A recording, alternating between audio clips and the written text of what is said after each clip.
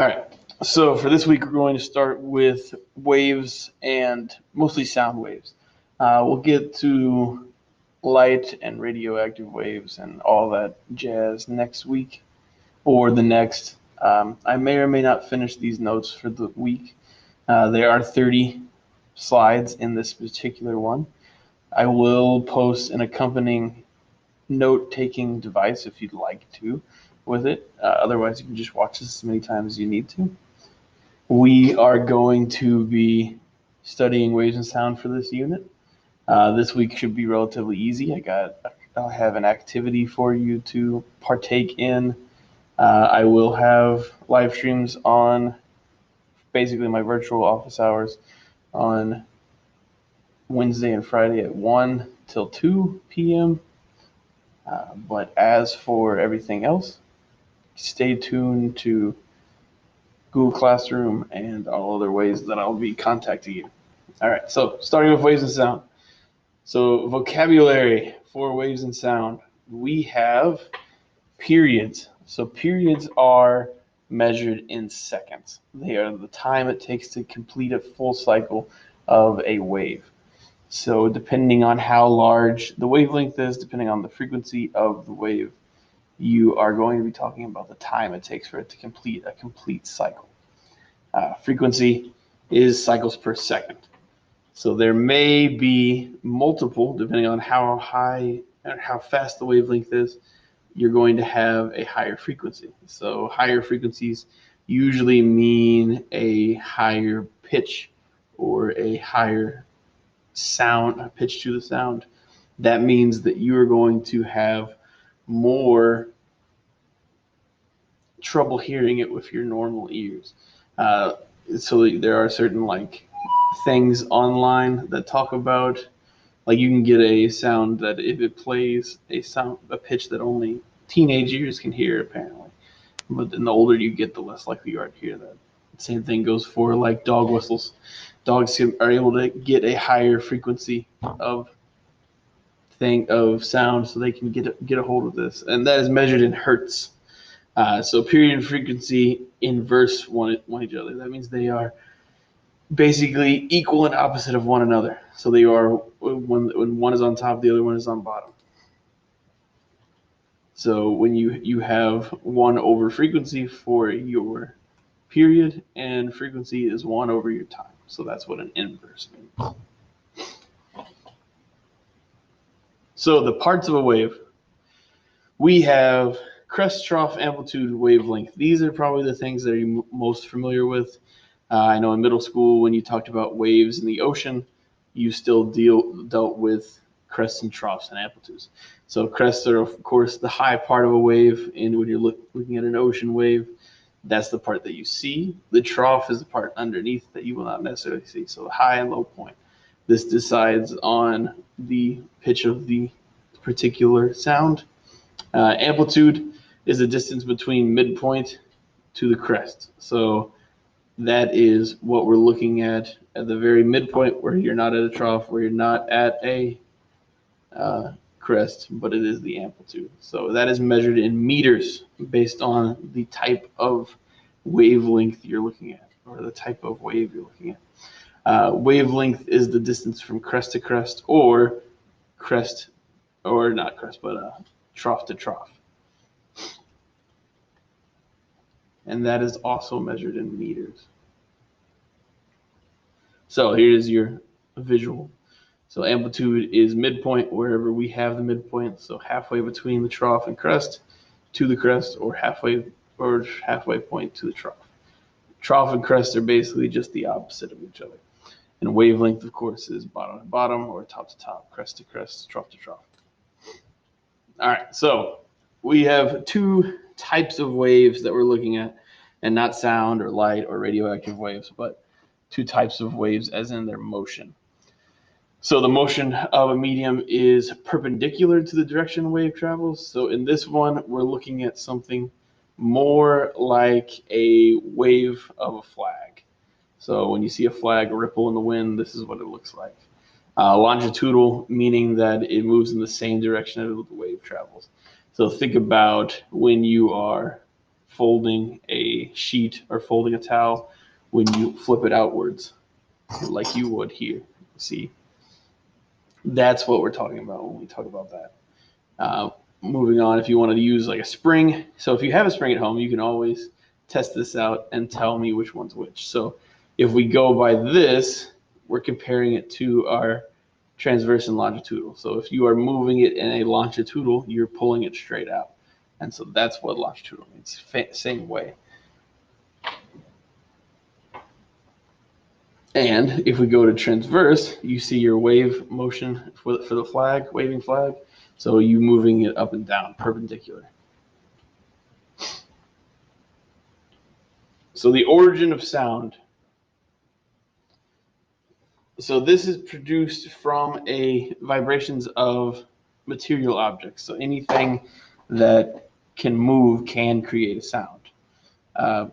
Pitch is our impressions of the frequency. So this is what I'm talking about, like how high you can hear, what the parts that you can hear. So how high the frequency is. So young people can hear pitches with a frequency between 20 and 20,000 hertz. Infrasonic is sound waves with frequencies below 20 hertz. So that's something that is a very low sound, like a very low vibration. And then anything that's extremely high, so above 20,000 hertz, is something that we wouldn't be able to hear as well. So that would be something that's called ultrasonic. So infra meaning lower, so that's your low end, and ultra meaning your high end. Just think of you think of ultra as a higher thing anyway, so that shouldn't be too hard to think of. An infrared camera, meaning that you can pick up light that's not visible to the naked eye.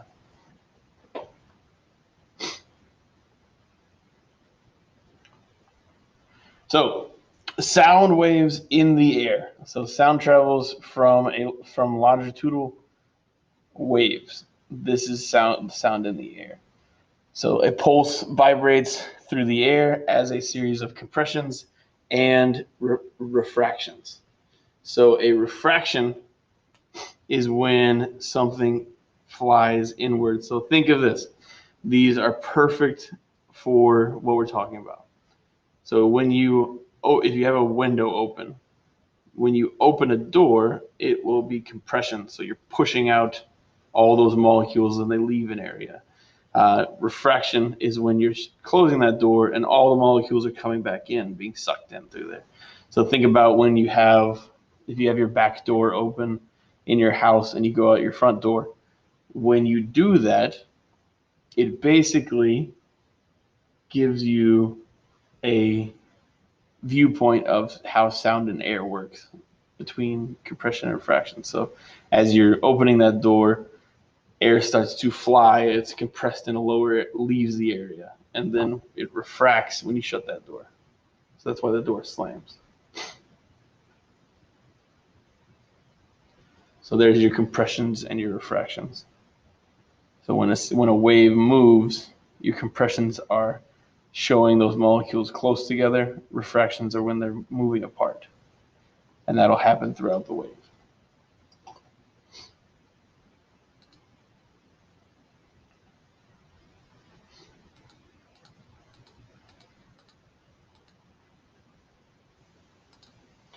So a little demonstration. So you see the tuning fork in the corner. So if I start the tuning fork, you can hear the difference in your compressions and your refractions. So you hear that vibration. It's a little bit different. So let's try that one more time. You hear the first high pitch, and then you can hear the different compressions and refractions from that point on, the lower pitch. All right, so moving on.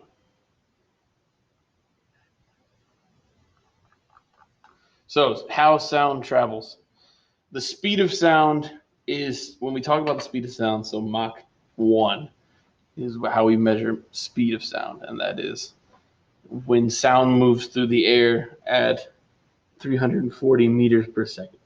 Anything over that is past the speed of sound, where you get a sonic boom type thing. Sounds travel through all things, so they travel through solids, liquids, and gases. Sound actually travels faster and more efficiently through solids than it does liquids or gas. So you are able to have sound move much faster through the wall than it does through the air. That's why it is harder to hear through a wall, because it travels how fast it travels.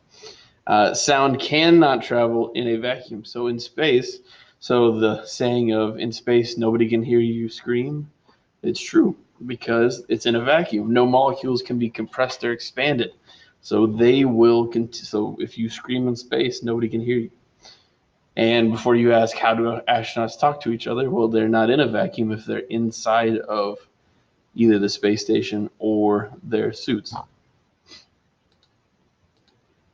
So wave speed depends on the medium, so whatever it is traveling through. So that is our wavelength times our frequency.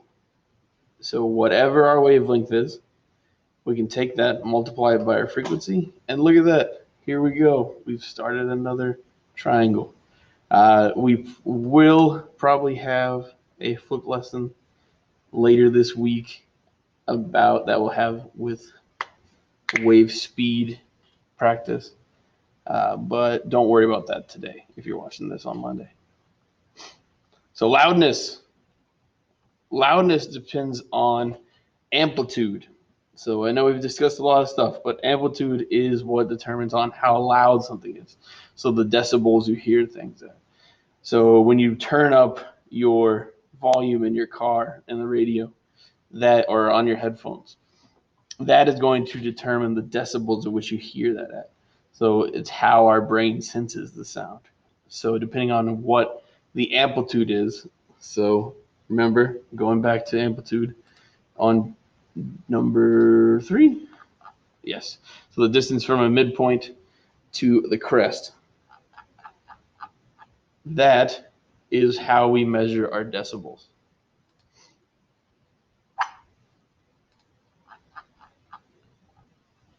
So here's your sign of decibels. Decibels, normal breathing is about 10. So do me a favor.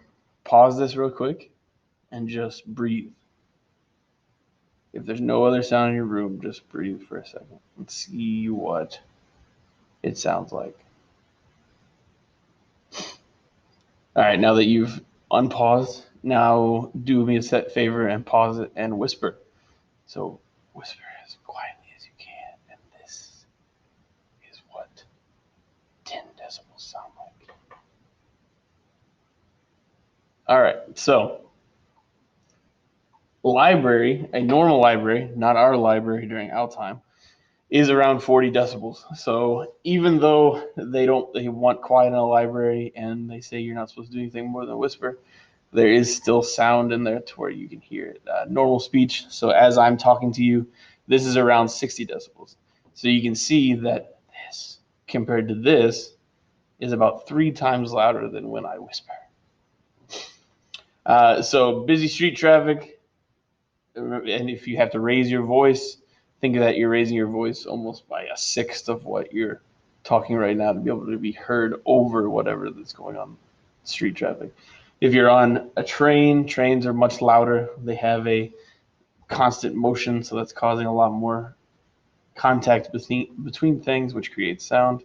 When you guys listen to your music, especially some of you, and you know who you are, that I have to tell to turn down your volume because of how extremely loud it is.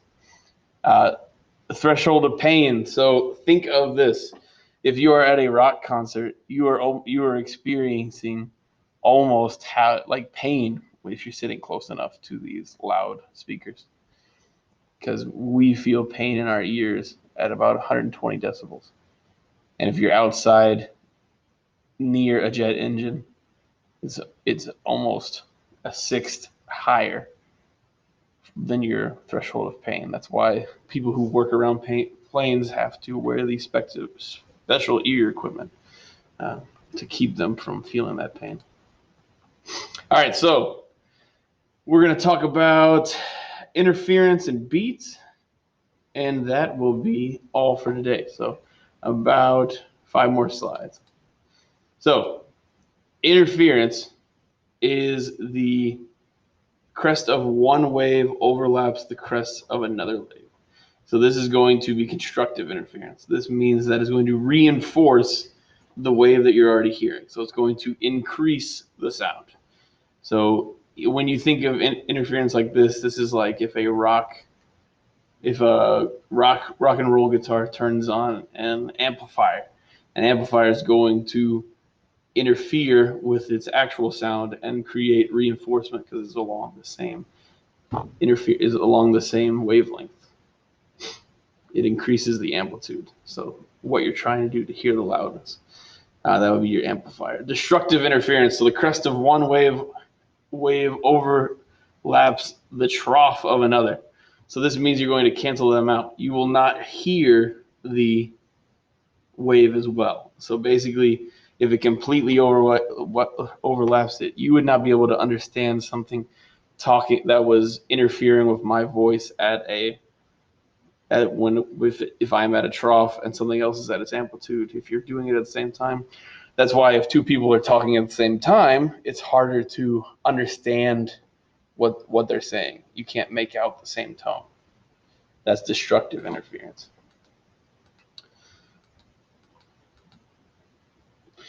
So a receiver that may hear two sound waves at the same time, you have in phase and out of phase. So compressions and refractions overlap one another in phase. This means that they will amplify one another or move them in a better way.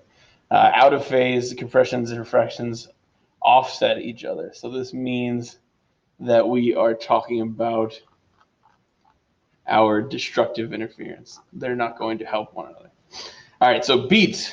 Beats are periodic variation in loudness of sound. So this would be, so when we talk about the beat of a song, this is actually what the scientific term means.